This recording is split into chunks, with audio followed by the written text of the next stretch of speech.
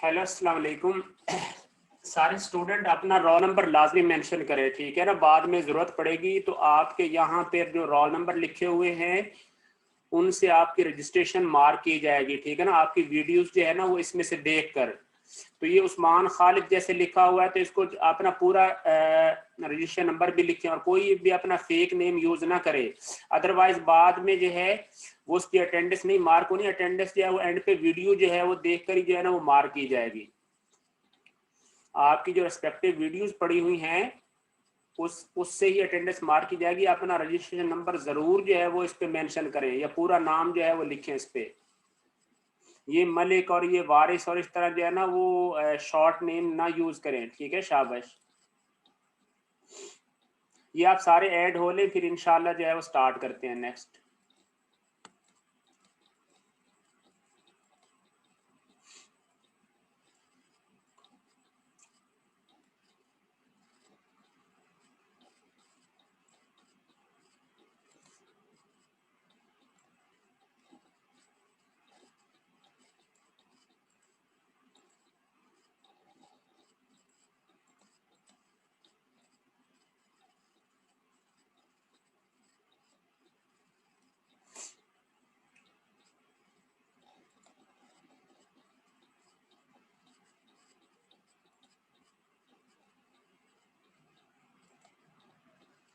हाँ जी।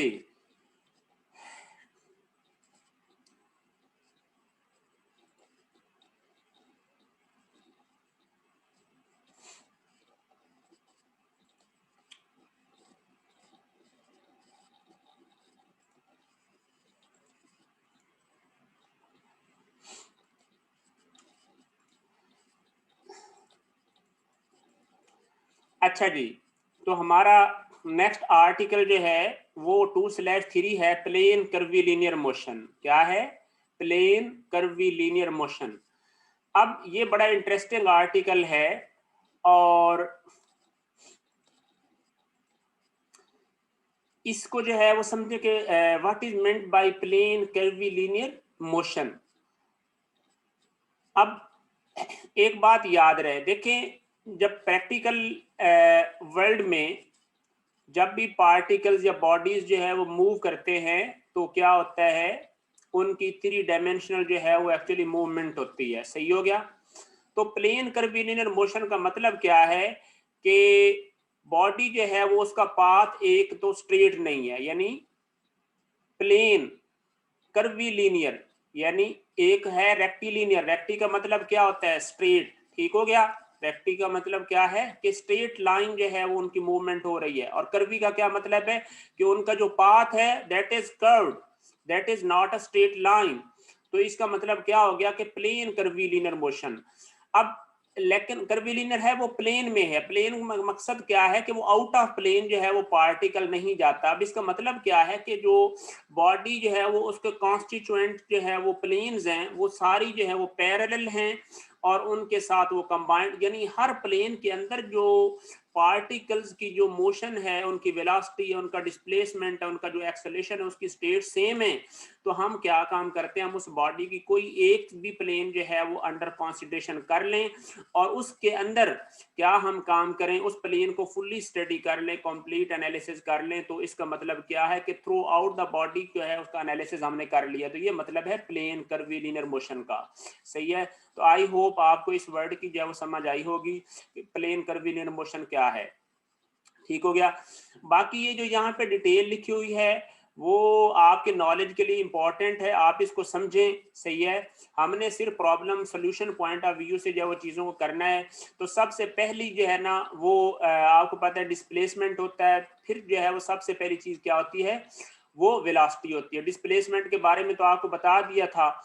अब वेलोसिटी, अब ये वेलोसिटी जो है वो डिफाइन कर रहा है बिल्कुल जैसे आपने एफएससी में भी जो है उसको स्टडी किया है। ठीक है। लेकिन आपने पहले रेक्टिलिनियर मोशन जो है वो स्टडी की है और अब क्या है सर, एक दफा दोबारा बता दें। प्लेन, प्लेन का मतलब मैंने जो है वो ये बताया है कि देखें है, कोई भी बॉडी है तो वो क्या है, वो मल्टीपल जो है वो पैरेलल प्लेन से जो है वो मिलकर जो है वो बना हुआ है, यानी ये अज्यूम किया जाता है। ठीक है ना। तो आप देखते हैं कि उसकी एक प्लेन को जब आप स्टडी कर लेते हैं ठीक है ना, यानी एक प्लेन के अंदर जो उसके पार्टिकल्स हैं उनको स्टडी कर लेते हैं, तो इसका मतलब है सारी पैरेलल प्लेन्स के अंदर पार्टिकल कंप्लीटली स्टडी हो जाता है, जो कि उन सब की सेम स्टेट होती है, same velocity, same displacement, same acceleration होता है। तो इस वजह से हम क्या काम करते हैं, इसको प्लेन कह देते हैं। ठीक है ना, प्लेन कर्वीलिनियर। कर्वीलिनियर इस वजह से क्योंकि उसका पाथ जो है वो स्ट्रेट नहीं होता, और वो पाथ क्या होता है, वो कर्व्ड होता है। जैसे ये देखें, समझने के लिए आपकी डायग्राम इधर जो है वो क्लियर होगी, फिगर 2/5, इसको गौर से देखें और मेरी बात आपने बहुत ही तवज्जो से सुननी है, क्योंकि आपको जो है ना फिर ही जो है ना इसका पता चलेगा। ठीक है, तो हम इंशाल्लाह प्रॉब्लम सॉल्यूशन की तरफ भी अभी जो है वो चलेंगे, और पहले हम इस आर्टिकल की थोड़ी बेस बना लें। अब सिचुएशन क्या है, ये देखें कि ये एक प्लेन जो है ना वो दो एक्सेस उसने शो कर दिया, एक्स वाई नहीं लिखा, लेकिन कुछ भी इनका नाम रखा जा सकता है। ये उसका ओरिजिन है, ये क्या है, point O is the origin, और ये जो डैश लाइनें हैं ये एक्सेस हैं। ठीक है, अब ये जो पाथ है ये सारे का सारा इस प्लेन के अंदर है। ठीक है ना, ये जो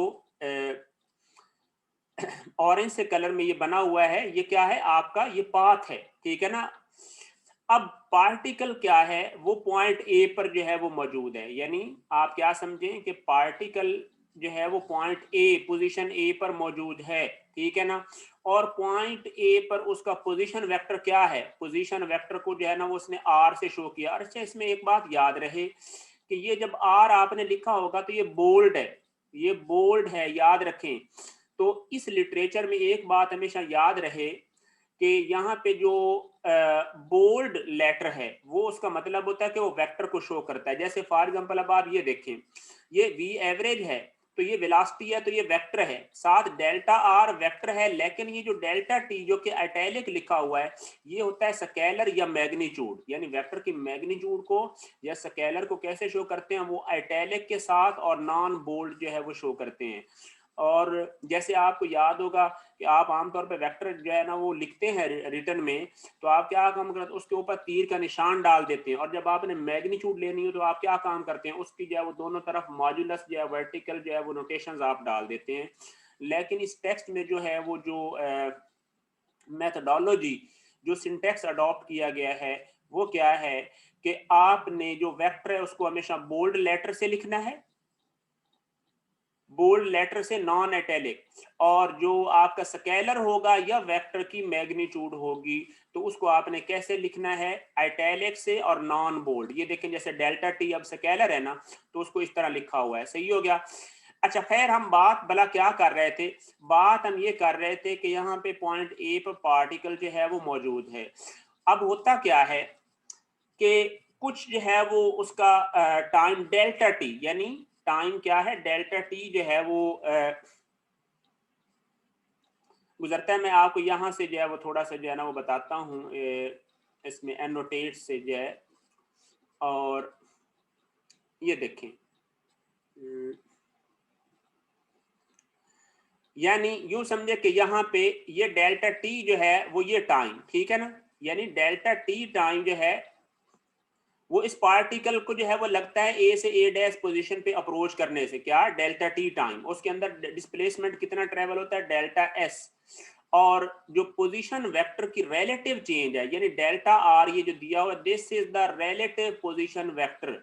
याद रखें, अब बात सुन लें एक बार कि what is the difference between absolute position vector and the relative position vector.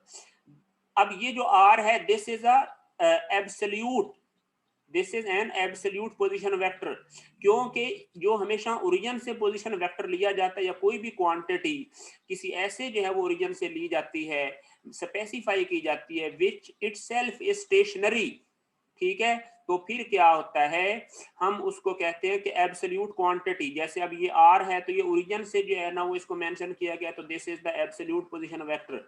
और उसके बाद सिचुएशन क्या है कि ये जो डेल्टा आर है वो क्या है, चूंकि पॉइंट ए एक्चुअली मूव कर रहा था ना, तो उसी तरह ये पॉइंट ए डैश उसकी नेक्स्ट पोजीशन है, तो delta R is the relative position vector जो कि ए डैश का ए के लिहाज से जो है वो रेस्पेक्टिवली, तो इसको डेल्टा आर लिखा हुआ है। और इसी तरह आर प्लस डेल्टा आर क्या चीज है, वो अगर आप देखें तो वो भी क्या है, एब्सोल्यूट पोजीशन वेक्टर है ए डैश उसकी न्यू स्टेट का। और अच्छा अब एक चीज गौर से देखना कि ये vector R plus delta R, इन दोनों का जो वेक्टोरियल सम है वो क्या है, आर प्लस डेल्टा आर के बराबर। यानी अगर आप लिखना चाहें तो मैं आपको यहां से इस तरह लिख देता हूं कि ये जो है वो आ जाएगा वेक्टर आर, मैं आपकी जो है वो नोटेशन में लिख रहा हूं आर, और प्लस आगे आ जाएगा ये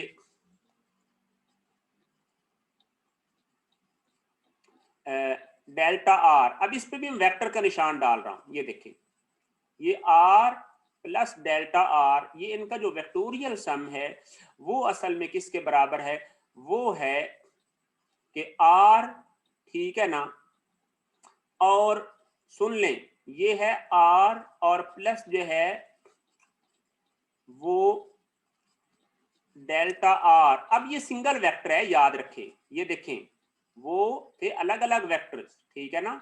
अब आर प्लस डेल्टा आर क्या हो जाएगा, ये सिंगल वेक्टर है, आर सिंगल वेक्टर था, डेल्टा आर एक अलग वेक्टर था जो कि रिलेटिव पोजीशन वेक्टर था। तो उसमें जो है वो जब ऐड किया गया तो ये हमारे पास एब्सोल्यूट, यानी मैं इधर लिखना चाहूँ, मैं आपकी आसानी के लिए लिख भी देता हूँ, आपको जो है ना वो ये फायदा होगा, ठीक है ना। ये भी एब्सोल्यूट है और ये क्या है, ये रिलेटिव है,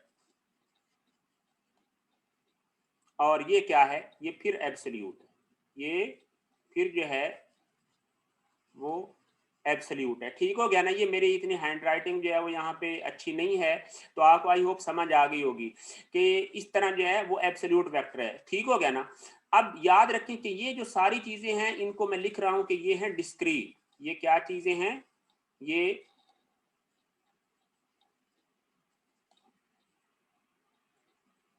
ये देखें ये क्या है, डिस्क्रीट है, ठीक है ना। ये मैंने ऐसे ही लिखा है यार, ये देखें ये है जी डिस्क्रीट। तो यानी जब ये ट्राइंगल बनी हुई है तो ये क्या डिस्क्रीट पोजीशन पे है।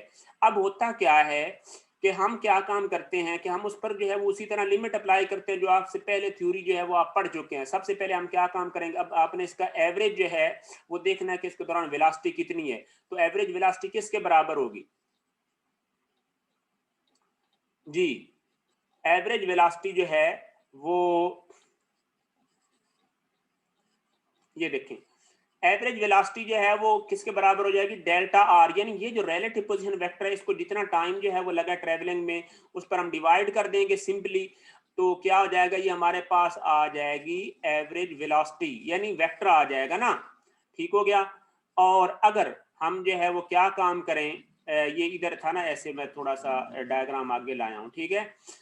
अब हम क्या काम करते हैं कि हम उस पर लिमिट अप्लाई करते हैं कि डेल्टा टी जो है वो हम उसको रिड्यूस करते जाते हैं, ठीक है ना। तो एक टाइम आ जाता है कि जब जो है वो point A dash that approaches point A, ठीक है ना, लेकिन एग्जैक्ट पॉइंट ए पर नहीं है, दैट इज जस्ट जो है वो क्लोजर, ठीक है ना, टू द पॉइंट ए। तो फिर क्या हो जाएगा, ये जो आप देखते हैं कि डेल्टा आर इस वक्त जो है वो इस आर पे कॉर्ड था, ठीक है ना। कॉर्ड आप जानते हैं कि वो क्या होता है, वो that is some straight line जो कि किसी भी सर्कल को क्या है उसके कोई आर्बिट्रेरी पॉइंट्स को जो है वो आपस में कनेक्ट करती है, लेकिन वो क्या है सेंटर से पास नहीं करती, उसको क्या कहते हैं, कॉर्ड कहते हैं, CHOD, ठीक है ना।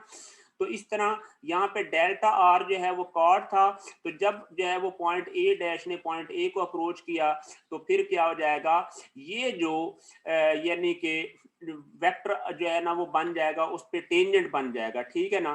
तो डेल्टा आर और डेल्टा टी जो है ना, जो उसकी जो वेलोसिटी है, यानी हम कह लेंगे कि पॉइंट ए पे वेलोसिटी आ गई है तो पॉइंट ए डैश पे अपनी उसकी अलग अलग वेलोसिटी आ गई, तो हमारे पास जो है वो इंस्टेंटेनियस जो है वो स्टेट आ जाएगी, सही है। तो ये चीज जो है वो आ गई है हमारे पास कि ये देखें, यानी ये आ जाएगी लिमिटिंग वेलोसिटी, यानी इसको क्या कहते हैं, इंस्टेंटेनियस वेलोसिटी। और जब आपने इसको जो है वो डिफरेंशियल वेलोसिटी जो है वो डिफरेंशियल फॉर्म में लिखेंगे तो कैसे लिख लेंगे कि डी आर लिमिट के साथ लिखने के बाद आपने क्या है ट्राइंगल को जो है वो चेंज कर देना, डी आर और डी टी, और ये आर डॉट आ जाएगा, यानी कि पोजीशन वेक्टर आर में जो चेंज होती है ये क्या होती है, ये वेलोसिटी होती है। पोजीशन वेक्टर आर में जो चेंज है दैट इज द वेलोसिटी। सही है, तो ये चीज जो है वो आ गई है, ठीक है ना। तो इसको जो है वो अब मैं जो नोटेशन डाली थी यहाँ पे इसको हम जो है वो क्लियर कर देते हैं, ठीक है ना। चलें,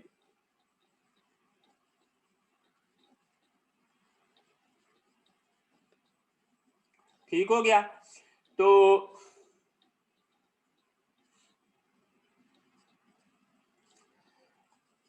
अब ये आ गई जी वेलोसिटी, ठीक हो गया। अब उसके बाद ये वेलोसिटी आ गई। अब इसकी वेलोसिटी की मैग्नीट्यूड आप निकाल लें तो इसको क्या कहते हैं, ठीक है ना। डी, इसको हम वेलोसिटी को हम लिख सकते हैं डी एस बाई जो है वो डी टी। तो ये एस डॉट यानी क्या है, ये डिस्प्लेसमेंट जो है वो चेंज आ रही है, जो ये इसको जो है वो कहा जाता है स्पीड कहा जाता है, ठीक है ना। तो v क्या है, D S by d T, ठीक है ना। तो ये जो स्मॉल v लिखा हुआ ये स्केलर है और this is the magnitude of the velocity. तो इसको क्या स्पीड कहा जाता है, ठीक हो गया ना। The magnitude of the velocity v is called speed. Okay हो गया। अच्छा जी, बाकी ये चीजें उसने ये एक फर्क बताया हुआ है कि magnitude of the derivative, derivative ये आपके पढ़ने का है, ठीक है ना काम। इस पे कोई जो है ना वो फजूल इतनी जो है ना वो बहस की नहीं जरूरत। एक दफा मुझे कंप्लीट करने दे, मैं आपका फिर क्वेश्चन सुनता हूँ। फिर इसी अच्छा इसमें एक साथ डायग्राम में एक चीज ये देख लें, डायग्राम ऊपर जो चली गई है मैं बताता हूँ, ये देखिए। अच्छा डायग्राम में ये देखते हैं कि यहाँ पे ये जो ये डायग्राम जो बनी हुई है जो कि उसने ये बनाई है, इसमें देखें कि इनिशियल ये वेलोसिटी आ गई पॉइंट ए पे और उसके बाद जो वेलोसिटी में जो चेंज आती है, वेलोसिटी में जो चेंज आती है ये देखिए ना, यानी आप देखें v की जो डायरेक्शन चेंज हुई है, यहाँ से v डैश v इस तरफ था, v डैश इस तरफ था। तो ये जो हमारे पास डेल्टा v जो है चेंज आई है, तो v प्लस डेल्टा v किसके बराबर आ जाएगा, ये उसकी फाइनल वेलोसिटी आ जाएगी, ठीक है ना। तो v dash is equal to initial velocity plus the जो है ना वो उसकी वेलोसिटी चेंज आ गई है और ये आ गई ये टोटल रिजल्टेंट। तो आपका जो एक्सेलेरेशन है वो भी किस डायरेक्शन में होगा, वो हमेशा होगा जिस तरफ वेलोसिटी की चेंज होगी। वेलोसिटी चेंज अगर जो है वो पॉजिटिव हो रही है यानी आगे की तरफ हो रही है, वेलोसिटी इंक्रीज हो रही है तो एक्सेलेरेशन उसी डायरेक्शन में होगा। और अगर जो है वो वेलोसिटी चेंज नेगेटिव हो रही है तो एक्सेलेरेशन क्या हो जाएगा, नेगेटिव हो जाएगा। ओके हो गया।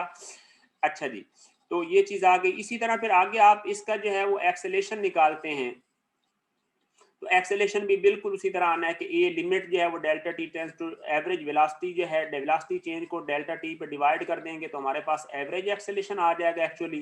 फिर इसको हम डिफरेंशियल फॉर्म में लिखेंगे तो d v by d t आ जाएगा, यानी जो कि वेलोसिटी चेंज जो है वो एक्सेलेरेशन के बराबर है।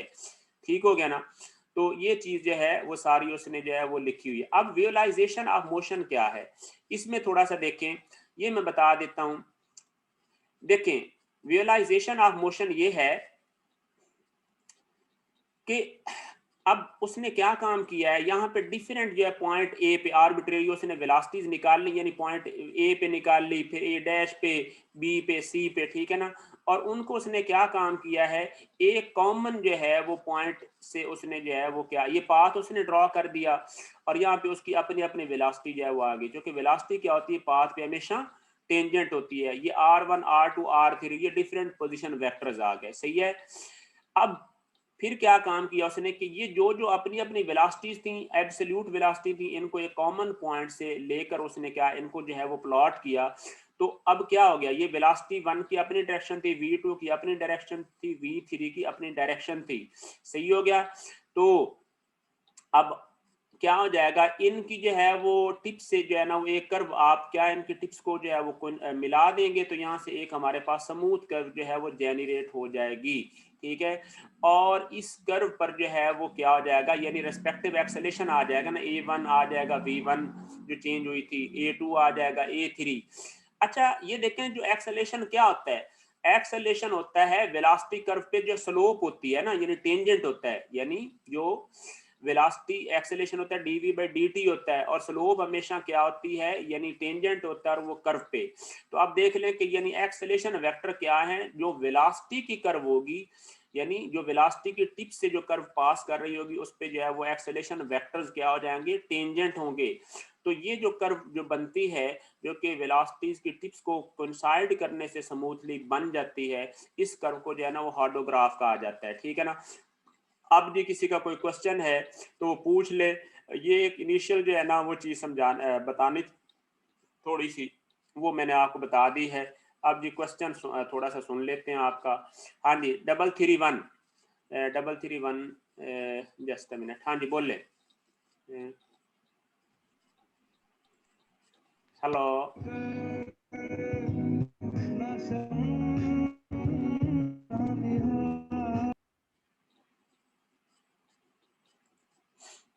अच्छा जी, उसके बाद 347 है इसका, तो आती नहीं है, लोअर है, चलिए। उसके बाद ये कौन है, ये 347। हाँ जी बोले जी। हेलो सर ये होडो के बारे में थोड़ा सा दोबारा बता दें। जी जी, हार्डोग्राफ जो है ना इसके बारे में बता देता हूँ। ठीक है ना। हार्डोग्राफ असल में एक्चुअली क्या होता है, बिल्कुल क्लियर करके समझे, कोई जो है वो इसमें जबरदस्ती या जो है ना वो फोर्सफुली कंसेप्ट बनाने की जरूरत नहीं है। देखें, आपने देखा कि ये पॉइंट वो क्या है, एब्सोल्यूट है। इसी तरह R1 R2 पोजीशन वेक्टर्स आ गए, तो अपने अपने पोजीशन वेक्टर्स पे उनकी अपनी अपनी वेलोसिटीज आ गई ना। देखिए, आप मुझे एक बात बताएं, जब आप स्ट्रेट लाइन में मूव कर रहे हैं तो आपकी वेलोसिटी किस वजह से चेंज हो सकती है। वेलोसिटी कोई भी वेक्टर चेंज होता है तो उसकी रीजंस कितनी होती हैं, उसकी सिर्फ दो रीजंस होती हैं। या तो ये होता है कि उसकी मैग्नीट्यूड चेंज हो रही है, या फिर ये होता है कि उसकी डायरेक्शन चेंज हो रही है। तो इन दो चेंजेस की वजह से ओवरऑल जो है वो वेक्टर बन जाता है वेरिएबल। अगर उसकी डायरेक्शन भी चेंज नहीं हो रही, उसकी मैग्नीट्यूड भी चेंज नहीं होती, तो फिर वेक्टर बन जाता है कांस्टेंट। ओके, जिस तरह आपके यूनिट वेक्टर्स हैं, सही है।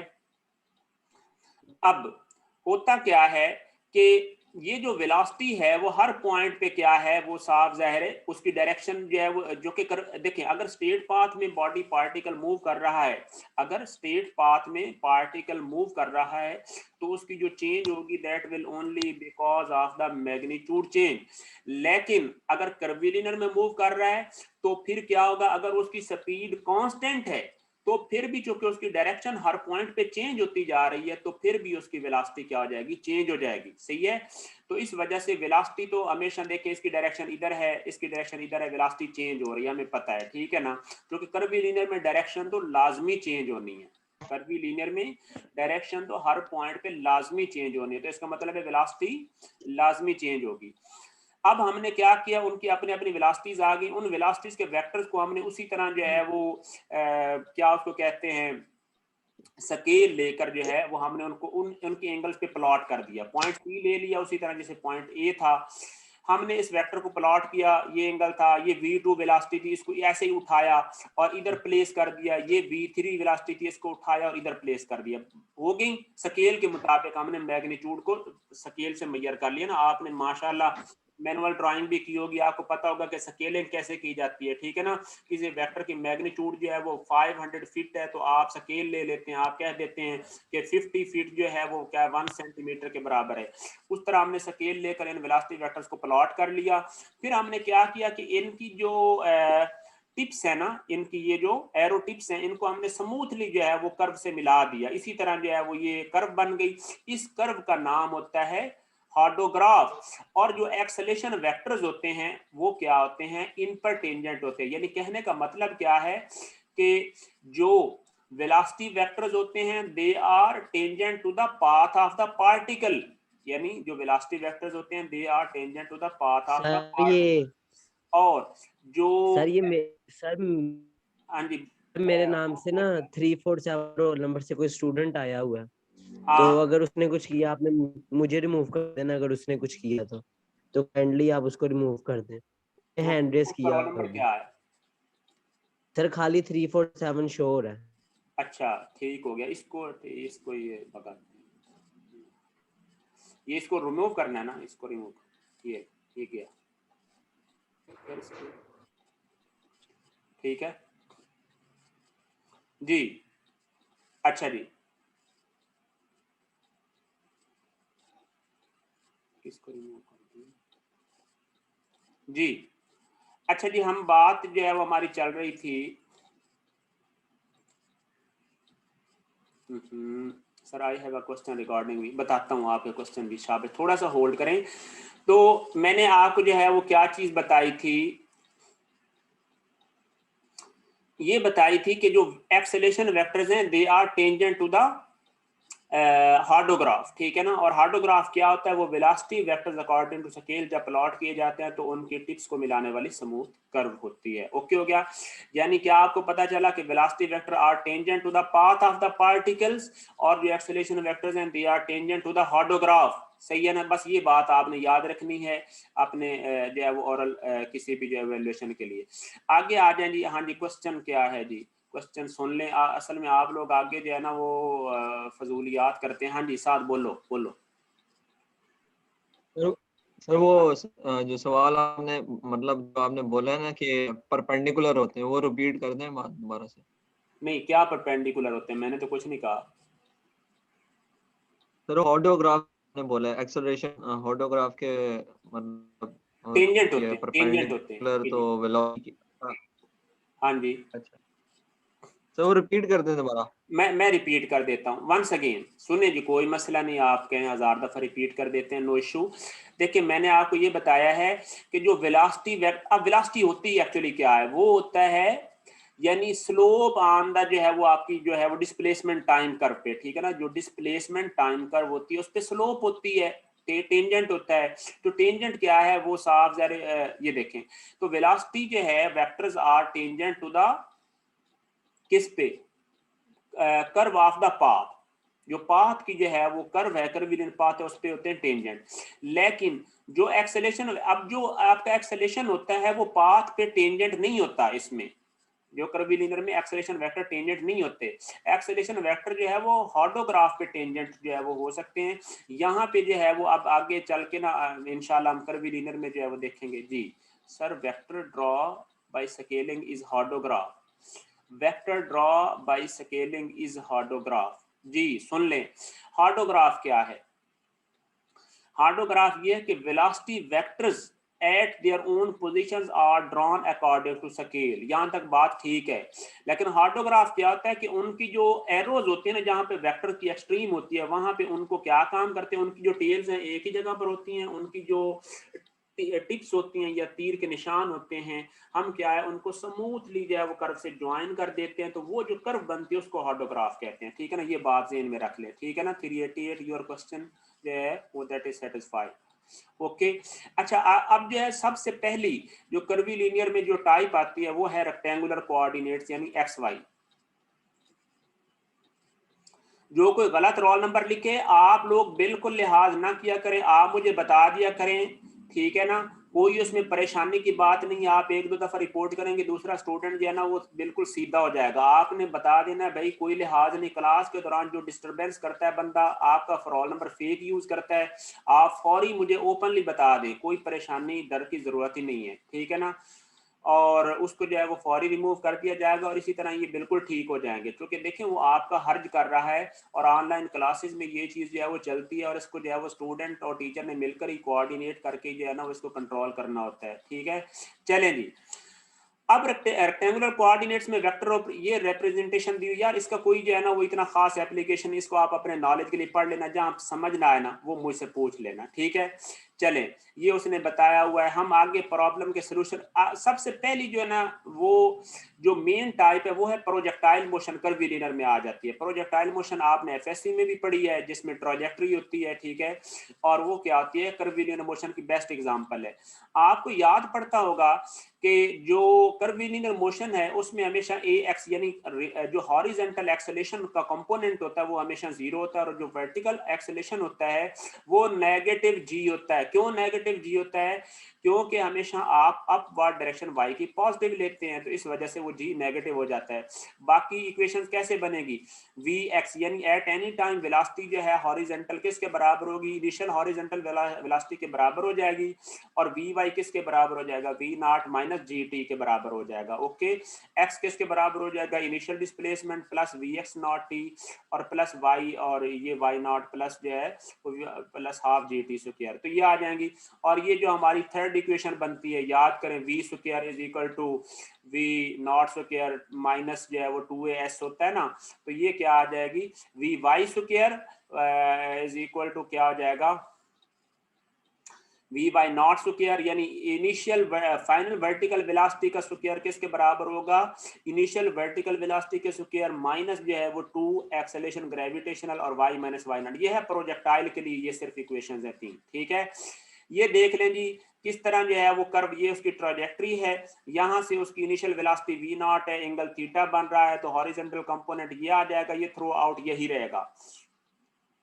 अच्छा एक बात याद रहे कि यहाँ पे वी बाई वी एक्स आ जाएगा। यहाँ पे आप अगर आप देखें ना, मैं आपको यहाँ पे थोड़ा सा ना नोटेशन बना के ना यहाँ पे समझाता हूँ एक चीज जो कि आपने नॉलेज के लिए याद रखनी है।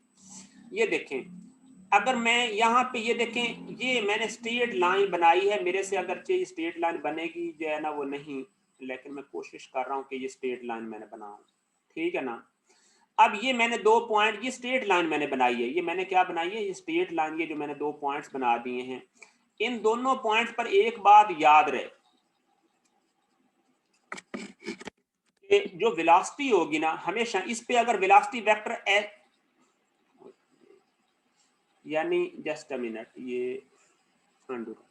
ये देखें, इस पे वेलोसिटी वेक्टर अगर इस तरह है, ठीक है ना, तो इसका एंगल यहाँ पे क्या बन रहा है, यहाँ पे जो है ना वो मतलब इस एंगल को मैं फाई कह देता हूँ, इस एंगल को मैं क्या कहता हूँ, ये फाई, ये एंगल इसको मैं फाई कह देता हूँ ना, सोचो कि थीटा उसने यूज किया, ये एंगल फाई है।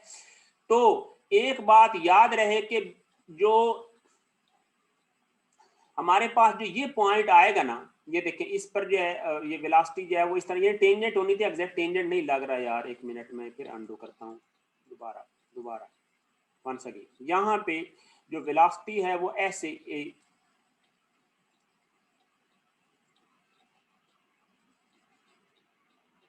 ये ऑलमोस्ट जो है वो टेंजेंट, ठीक हो गया ना। अब इस पर आप याद रखें कि ये वेक्टर किस क्वाड्रेंट में है, ये फर्स्ट क्वाड्रेंट में है ना, इसका कंपोनेंट वी एक्स भी पॉजिटिव हो जाएगा, वी वाई भी पॉजिटिव हो जाएगा। लेकिन सेम यहाँ पर जब आप आएंगे तो ये जो है वो वेलोसिटी वेक्टर जो है वो फॉर एग्जांपल बिल्कुल इसी तरह जैसे उसने ये ड्रॉ भी किया, ये आ जाएगा, और इसमें क्या हो जाएगा, ये इसका एक्स जो है वो इस तरफ आ जाएगा, और ये मतलब बात कहने का जो है वो ये है कि जो वेलोसिटीज की मैग्नीट्यूड होती हैं वो अपने कॉरेस्पॉन्डिंग पॉइंट्स पे, यानी ट्रैजेक्टरी के जो मिरर पॉइंट्स होते हैं ना, ये देखिए ये कोई ट्रैजेक्टरी है तो इसका ये मिरर पॉइंट है, यानी ये पॉइंट और ये पॉइंट मिरर पॉइंट्स हैं, तो इन पे जो है ना वो मैग्नीट्यूड जो है वो सेम होती हैं, सिर्फ और सिर्फ जो है वो डायरेक्शन जो है वो डिफरेंस होता है। तो मैग्नीट्यूड आप याद रखें कि कॉरेस्पॉन्डिंग पॉइंट्स पे ट्रैजेक्टरी के वो सेम होती हैं, ठीक है ना, ये बात आप याद रखें जी। अच्छा जी, अब इसको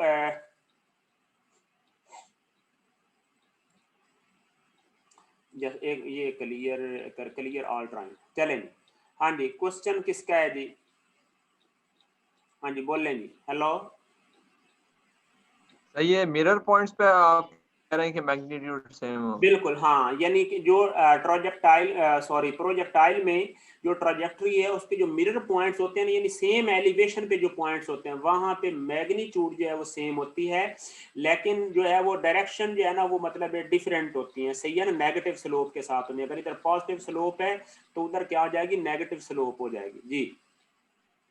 उसकी कोई वजह हो या उसकी वजह यही है ना, देखिए ना मेरी बात सुने कि इधर वेलोसिटी की डायरेक्शन इधर है, क्योंकि वेलोसिटी ने हमेशा टेंजेंट रहना ना, तो वो नीचे की तरफ जा रही तो वेलोसिटी की डायरेक्शन इधर आ गई ना। ये देखें, आप देखें अगर ये एक्स वाई एक्स, एक मिनट सुने, अनडू करें, अगर आपके पास कोई एक्स वाई प्लेन है, ये क्या है एक्स एक्सिस है और ये क्या है वाई एक्सिस, आपको पता है जो इस तरह की लाइन होती है ये होती है पॉजिटिव स्लोप, और अगर इस तरह जो है वो बन जाए तो इसको क्या कहते हैं, नेगेटिव स्लोप होती है ना। इसकी स्लोप यानी ये इसकी स्लोप होती है -m, ठीक है ना, और इसकी स्लोप क्या होती है, वो होती है पॉजिटिव m, ठीक हो गया ना। यानी जो इस तरह कर्व होती है, स्ट्रेट लाइन कह लें, उसकी पॉजिटिव स्लोप होगी और जो इस तरफ हो वो हो जाती है नेगेटिव स्लोप। तो इस तरह ये बात याद रखें कि इसमें सिर्फ नेगेटिव स्लोप होती है, बाकी जो मैग्नीट्यूड या नंबर होता है वो सेम होता है, ठीक है। और ये भी एक और बड़ी अहम और मजे की बात ये है कि इसी तरह वी एक्स, ये देखें यहाँ पे वेलोसिटी यानी उनके कंपोनेंट की जो है ना वो मैग्नीट्यूड भी सेम होती है आपस में, सही है ना। वी वाई जितना जो है वो इधर ऊपर होगा उतना इधर नीचे हो जाएगा, ठीक है ना, डायरेक्शन चेंज हो जाएगी लेकिन मैग्नीट्यूड कंपोनेंट की सेम होगी, सही है ना। ओके हो गया, चलें जी। तो ये बड़ी आपके नॉलेज के लिए जो है वो चीज़ें बताई हैं और लेक्चर में ये आपको नोटेशन डाल के बता भी दी हैं। आई होप आपको जो है वो समझ आ जाएगी, ठीक हो गया।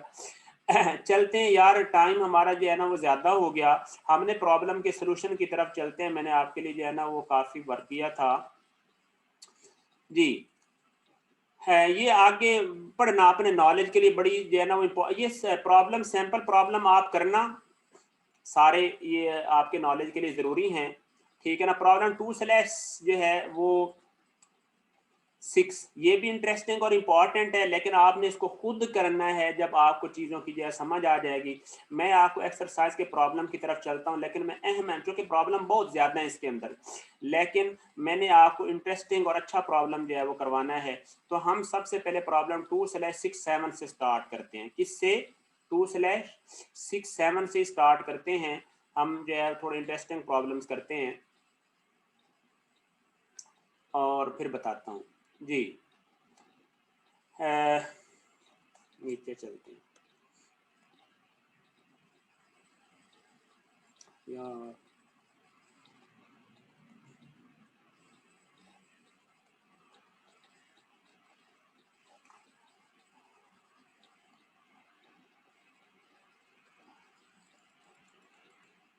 यहाँ से जस्ट ये तो पिछले प्रॉब्लम है। 2/67 भी आ जाता है, जस्ट थोड़ा सा होल्ड करें।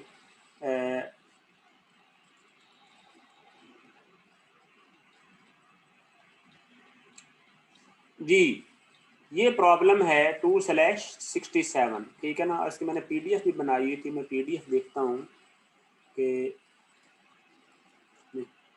इसकी पीडीएफ कन्वर्ट नहीं हुआ था। मैं एक मिनट पीडीएफ में कन्वर्ट कर लूँ फिर आपको मैं बताता हूँ। यार ये स्टूडेंट ऐड क्यों नहीं हो रहा बार बार?